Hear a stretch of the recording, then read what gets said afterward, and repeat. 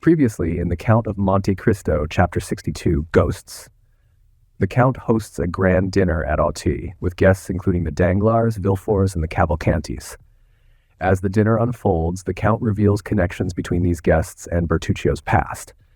Bertuccio realizes that Hermine Danglars is the woman who had an affair with Villefort, and Andrea Cavalcanti is his adopted son, Benedetto. Bertuccio also learns that Villefort, whom he thought he had murdered, is still alive. Despite these revelations, the Count commands Bertuccio to remain silent. Chapter 63. The Dinner. It was evident that one sentiment affected all the guests on entering the dining room. Each one asked what strange influence had brought them to this house, and yet, astonished, even uneasy though they were, they still felt that they would not like to be absent.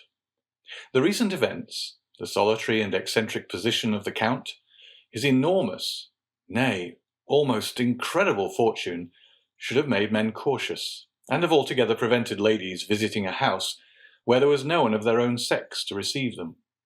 And yet, curiosity had been enough to lead them to overleap the bounds of prudence and decorum. And all present, even including Cavalcanti and his son, notwithstanding the stiffness of the one and the carelessness of the other, were thoughtful on finding themselves assembled at the house of this incomprehensible man. Madame Danglars had started when Villefort, on the Count's invitation, offered his arm, and Villefort felt that his glance was uneasy beneath his gold spectacles when he felt the arm of the Baroness press upon his own. None of this had escaped the Count, and even by this mere contact of individuals the scene had already acquired considerable interest for an observer. Monsieur de Villefort had on the right hand Madame Danglars, on his left Morrel. The Count was seated between Madame de Villefort and Danglars. The other seats were filled by Debray, who was placed between the two Cavalcanti, and by Château Renaud, seated between Madame de Villefort and Morrel. The repast was magnificent. Monte Cristo had endeavoured completely to overturn the Parisian ideas and to feed the curiosity as much as the appetite of his guests. It was an oriental feast that he offered to them, but of such a kind as the Arabian fairies might be supposed to prepare. Every delicious fruit that the 4 quarters of the globe could provide was heaped in vases from China and jars from Japan. Rare birds retaining their most brilliant plumage, enormous fish spread upon massive silver dishes, together with every wine produced in the archipelago, Asia Minor, or the Cape, sparkling in bottles, whose grotesque shape seemed to give an additional flavour to the draught. All these, like one of the displays with which Apicius of old gratified his guests, passed in view before the eyes of the astonished Parisians, who understood that it was possible to expend 1,000 louis upon a dinner for 10 persons, but only on the condition of eating pearls like Cleopatra, or drinking refined gold like Lorenzo de' Medici. Monte Cristo noticed the general astonishment, and began laughing and joking about it. "Gentlemen," he said, "you will admit that when arrived at a certain degree of fortune, the superfluities of life are all that can be desired, and the ladies will allow that, after having risen to a certain eminence of position, the ideal alone can be more exalted. Now, to follow out this reasoning, what is the marvellous? That which we do not understand. What is it that we really desire? That which we cannot obtain. Now, to see things which I cannot understand, to procure impossibilities, these are the study of my life. I gratify my wishes by 2 means, my will and my money. I take as much interest in the pursuit of some whim as you do, Monsieur Danglars, in promoting a new railway line. You, Monsieur de Villefort, in condemning a culprit to death. You, Monsieur Debray, in pacifying a kingdom. You, Monsieur de Château Renaud, in pleasing a woman. And you, Morrel, in breaking a horse that no one can ride. For example, you see these two fish, one brought from 50 leagues beyond St. Petersburg, the other 5 leagues from Naples. Is it not amusing to see them both on the same table? What are the two fish? Asked Danglars.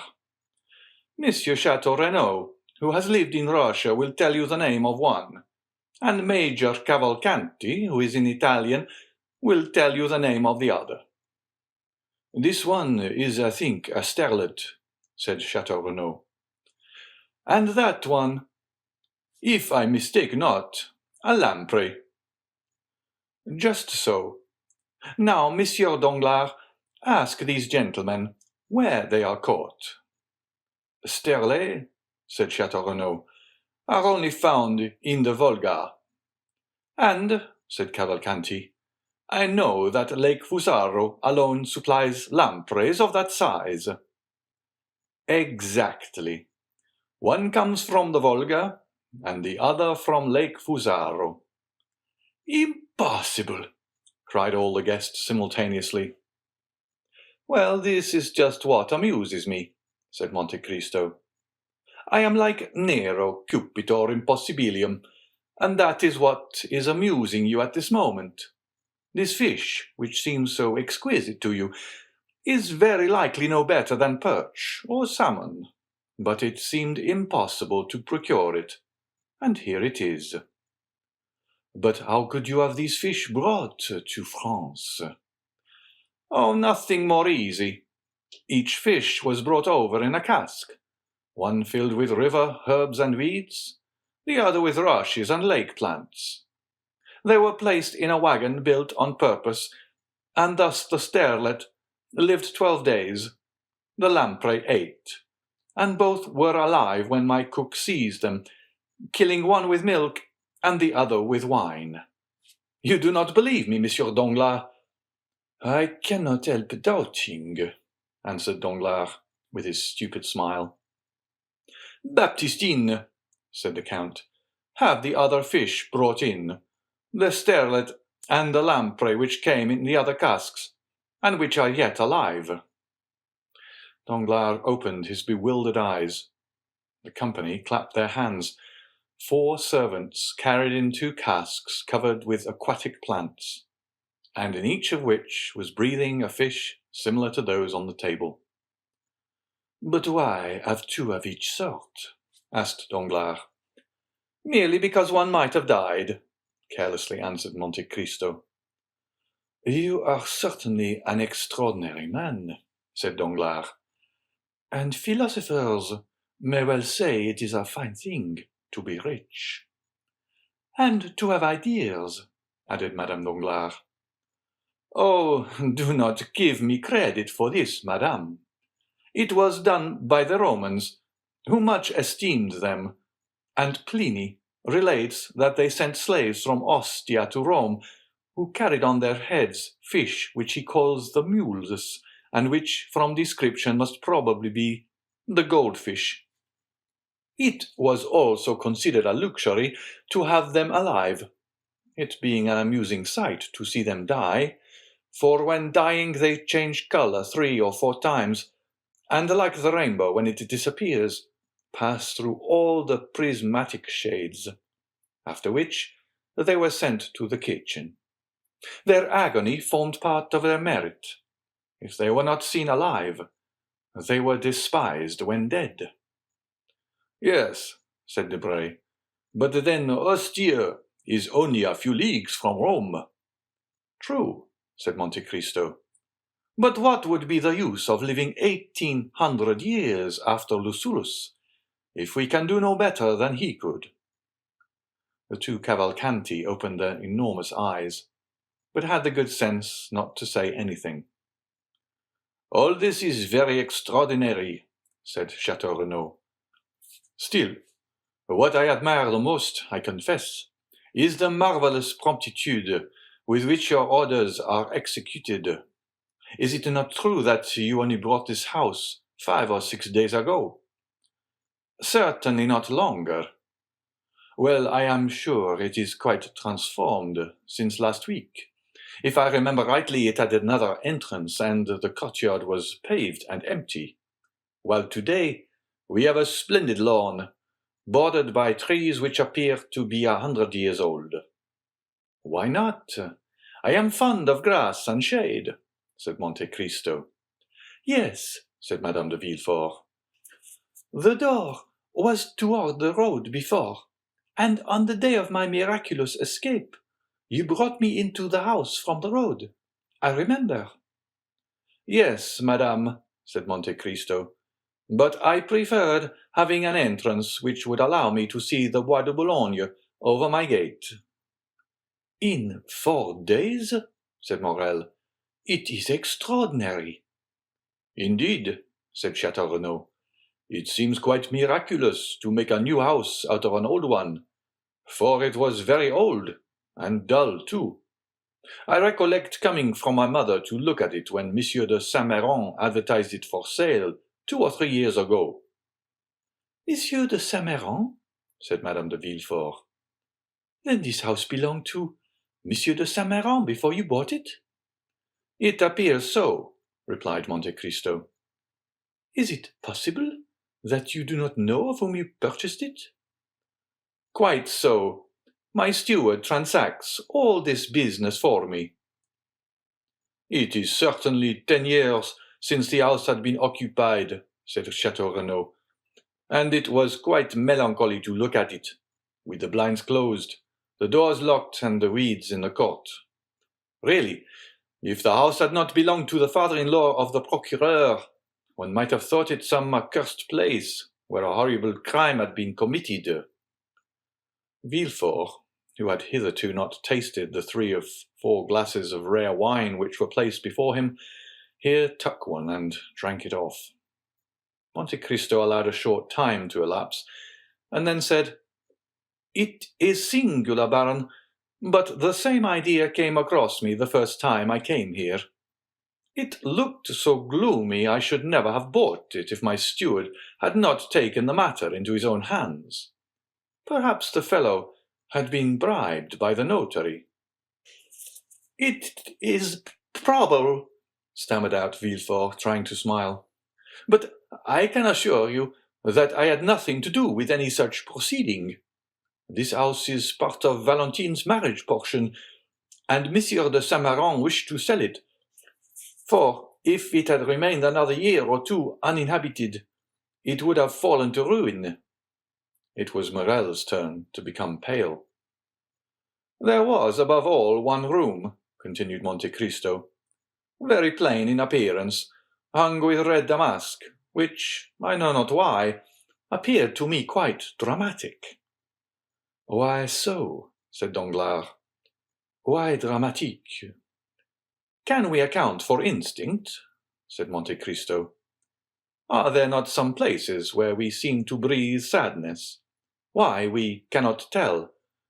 It is a chain of recollections, an idea which carries you back to other times, to other places, which very likely have no connection with the present time and place. And there is something in this room which reminds me forcibly of the chamber of the Marquise de Ganges, or Desdemona. Stay, since we have finished dinner, I will show it to you, and then we will take coffee in the garden. After dinner, the play. Monte Cristo looked inquiringly at his guests. Madame de Villefort rose.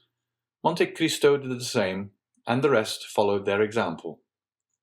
Villefort and Madame Danglars remained for a moment. As if rooted to their seats, they questioned each other with vague and stupid glances.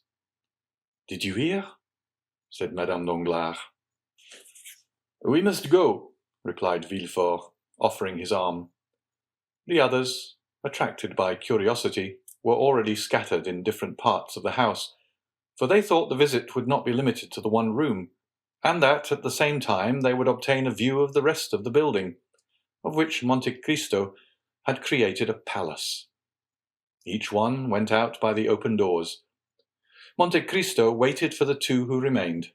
Then, when they had passed, he brought up the rear, and on his face was a smile, which, if they could have understood it, would have alarmed them much more than a visit to the room they were about to enter. They began by walking through the apartments, many of which were fitted up in the Eastern style, with cushions and divans instead of beds, and pipes instead of furniture. The drawing rooms were decorated with the rarest pictures by the old masters. The boudoir hung with the draperies from China of fanciful colours, fantastic design, and wonderful texture. At length they arrived at the famous room. There was nothing particular about it, excepting that, although daylight had disappeared, it was not lighted, and everything in it was old-fashioned, while the rest of the rooms had been redecorated. These two causes were enough to give it a gloomy aspect. "Oh," cried Madame de Villefort, "it is really frightful." Madame Danglars tried to utter a few words, but was not heard. Many observations were made, the import of which was a unanimous opinion that there was something sinister about the room. "Is it not so?" asked Monte Cristo.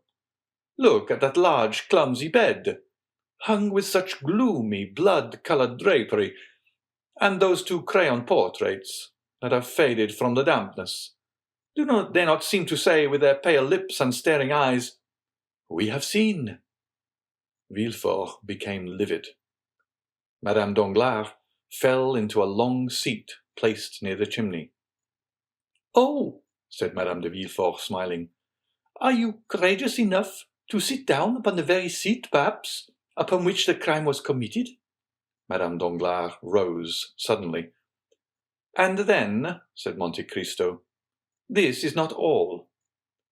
"What is there more?" said Debray, who had not failed to notice the agitation of Madame Danglars. "Or what else is there?" said Danglars. "For at present I cannot say that I have seen anything extraordinary. What do you say, Monsieur Cavalcanti?" "Ah," said he, "we have at Pisa Uggiolino's tower, at Ferrara Tasso's prison, at Rimini the room of Francesca and Paolo." "Yes, but you have not this little staircase," said Monte Cristo, opening a door concealed by the drapery. "Look at it, and tell me what you think of it." "What a wicked-looking, crooked staircase," said Château with a smile. "I do not know whether the wine of Chios produces melancholy, but certainly everything appears to me black in this house," said Debray. Ever since Valentine's dowry had been mentioned, Morrel had been silent and sad. "Can you imagine," said Monte Cristo, "some Othello or Abbé de Ganges, one stormy dark night, descending these stairs step by step, carrying a load which he wishes to hide from the sight of man, if not from God?" Madame Danglars half fainted on the arm of Villefort, who was obliged to support himself against the wall. "Ah, madame," cried Debray, "what is the matter with you? How pale you look!" "It is very evident what is the matter with her," said Madame de Villefort.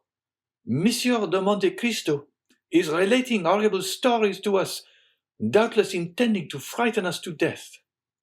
"Yes," said Villefort. "Really, Count, you frighten the ladies." "What is the matter?" asked Debray in a whisper of Madame Danglars. "Nothing," she replied with a violent effort. I want air, that is all." "Will you come into the garden?" said Debray, advancing towards the back staircase. "No, no," she answered. "I would rather remain here." "Are you really frightened, madame?" said Monte Cristo. "Oh, no, sir," said Madame Danglars. "But you suppose scenes in a manner which gives them the appearance of reality." "Ah, yes," said Monte Cristo, smiling. "It is all a matter of imagination. Why should we not imagine this the apartment of an honest mother? And this bed with red hangings, a bed visited by the goddess Lucina, and that mysterious staircase, the passage through which, not to disturb their sleep, the doctor and nurse pass, or even the father, carrying the sleeping child. Here, Madame Danglars, instead of being calmed by the soft picture, uttered a groan and fainted. "Madame Danglars is ill," said Villefort. "It would be better to take her to her carriage." "Oh, mon Dieu!" said Monte Cristo. "And I have forgotten my smelling bottle." "I have mine," said Madame de Villefort, and she passed over to Monte Cristo a bottle full of the same kind of red liquid whose good properties the Count had tested on Edward. "Ah," said Monte Cristo, taking it from her hand. "Yes," she said. "At your advice, I have made the trial." "And have you succeeded?" "I think so." Madame Danglars was carried into the adjoining room. Monte Cristo dropped a very small portion of the red liquid upon her lips. She returned to consciousness. "Ah!" she cried. "What a frightful dream!" Villefort pressed her hand to let her know it was not a dream. They looked for Monsieur Danglars, but as he was not especially interested in poetical ideas, he had gone into the garden and was talking with Major Cavalcanti on the projected railway from Leghorn to Florence. Monte Cristo seemed in despair. He took the arm of Madame Danglars and conducted her into the garden, where they found Danglars taking coffee between the Cavalcanti. "Really, madame," he said, "did I alarm you much?" "Oh, no, sir," she answered. "But, you know, things impress us differently, according to the mood of our minds." Villefort forced a laugh. "And then you know," he said, "an idea, a supposition, is sufficient." "Well," said Monte Cristo, "you may believe me if you like, but it is my opinion that a crime has been committed in this house." "Take care," said Madame de Villefort. "The king's attorney is here." "Ah," replied Monte Cristo, "since that is the case, I will take advantage of his presence to make my declaration." "Your declaration?" said Villefort. "Yes, before witnesses."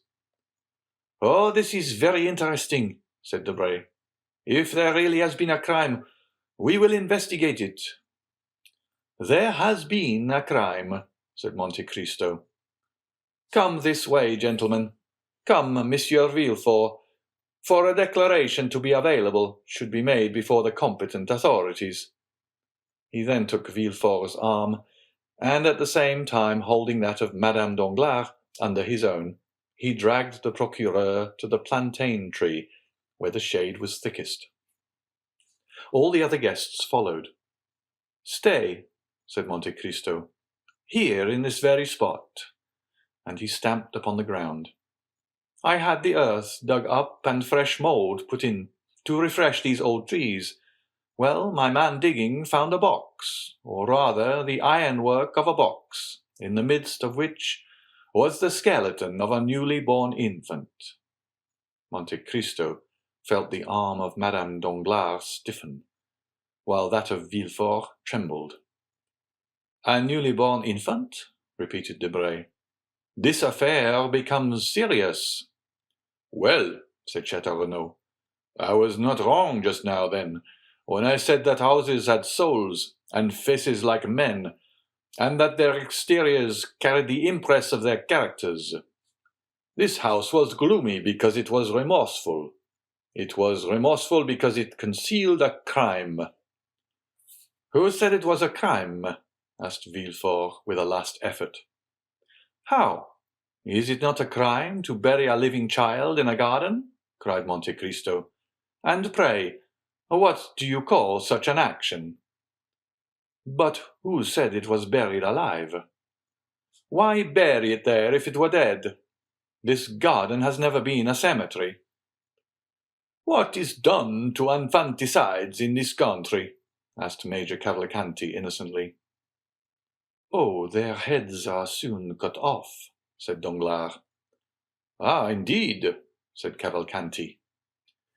"I think so. Am I not right, Monsieur de Villefort?" asked Monte Cristo. "Yes, Count, replied Villefort, in a voice now scarcely human. Monte Cristo, seeing that the two persons for whom he had prepared this scene could scarcely endure it, and not wishing to carry it too far, said, "Come, gentlemen, some coffee. We seem to have forgotten it." And he conducted the guests back to the table on the lawn. "Indeed, Count," said Madame Danglars, "I am ashamed to own it, but all your frightful stories have so upset me that I must beg you to let me sit down." And she fell into a chair. Monte Cristo bowed and went to Madame de Villefort. "I think Madame Danglars again requires your bottle," he said. But before Madame de Villefort could reach her friend, the procureur had found time to whisper to Madame Danglars, "I must speak to you." "When?" "Tomorrow." "Where?" "In my office, or in the court, if you like. That is the surest place." "I will be there." At this moment, Madame de Villefort approached. "Thanks, my dear friend," said Madame Danglars, trying to smile. "It is over now, and I am much better." End of chapter 63.